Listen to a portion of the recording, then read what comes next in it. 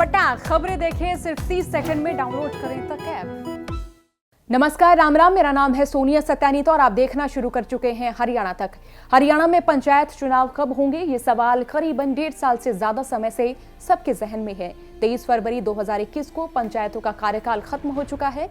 पंचायती राज act के दूसरे संशोधन के आरक्षण से संबंधित प्रावधान को लेकर पंजाब एवं हरियाणा हाईकोर्ट में 13 याचिकाएं दायर की गई हैं।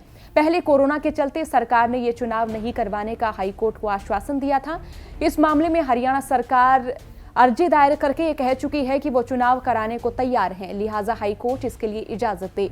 पंचायत चुनाव का मामला पंजाब एवं हरियाणा हाईकोर्ट में अभी विचाराधीन है।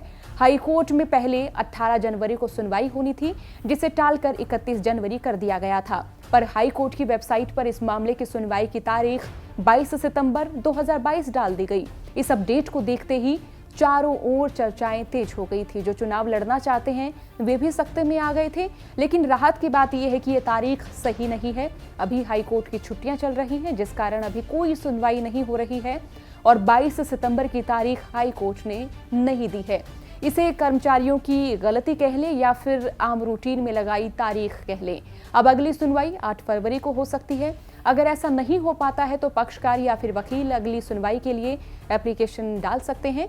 याचिकाकर्ता ने राज्य के पंचायत विभाग की ओर से हरियाणा पंचायती राज के द्वितीय संशोधन 2020 को भेदभावपूर्ण और असंवैधानिक बताते हुए रद्द किए जाने की हाईकोर्ट से मांग की हुई है।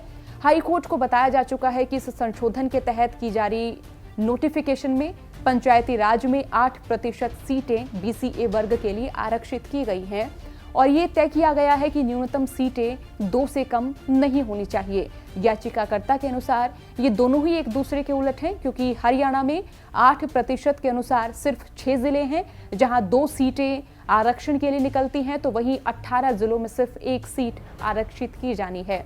जबकि सरकार के नोटिफिकेशन के जरिए सभी जिलों में BCA वर्ग के लिए 2 सीटें आरक्षित की हैं, जो कानूनन गलत है।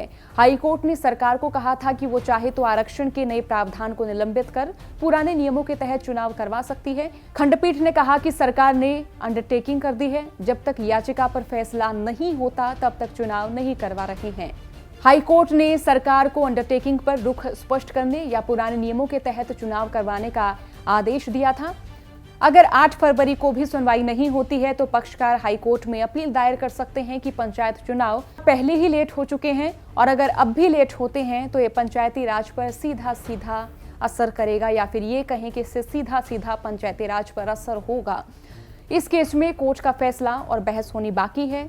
तो जो सितंबर में चुनाव की तारीख देखकर निराश हैं, तो निराश होने की कोई ज़रूरत नहीं है, क्योंकि 8 फरवरी को सुनवाई होनी बाकी है।